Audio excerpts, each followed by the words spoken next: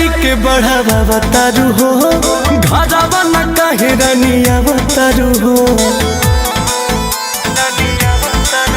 हर दिन विदाई के बढ़ावा बतारू हो घरवा न कहे रनिया बतारू हो कबहू न कोनी राजा तेजिया करो पहिले पहिले देवी पूजन करब असोई हवा कुवर में जोड़े कलसा धरे के बाबेचान पिया जी हमार आजा नई हरवे में जोड़े कलसा धरे के बाबेचान पिया जी हमार आजा नई हरवे में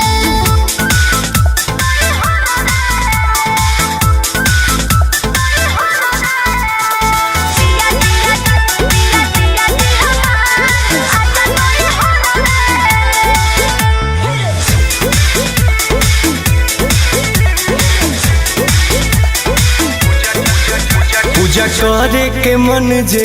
बाटे हो रानी बाटे हो अब घर ही करे के साथे हो रानी साथे हो पूजा करे के मन जे बाटे हो रानी बाटे हो अब घर ही करे के साथे हो रानी साथे हो सोचहूँ बोलम जी तू बाहर पागल हवा में कहबा लागल पड़ी गइल झगड़ रे में जोड़े कलसा धरे के बाबेचान पिया जी हमार आजा नई हरवे में जोड़े कलसा धरे के बाबेचान पिया जी हमार आजा नई हरवे में पिया जी हमार नई हरवे पिया जी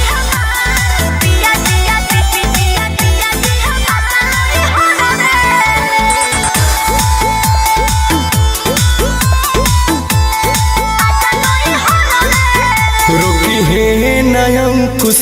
गर्दा हो रानी गर्दा हो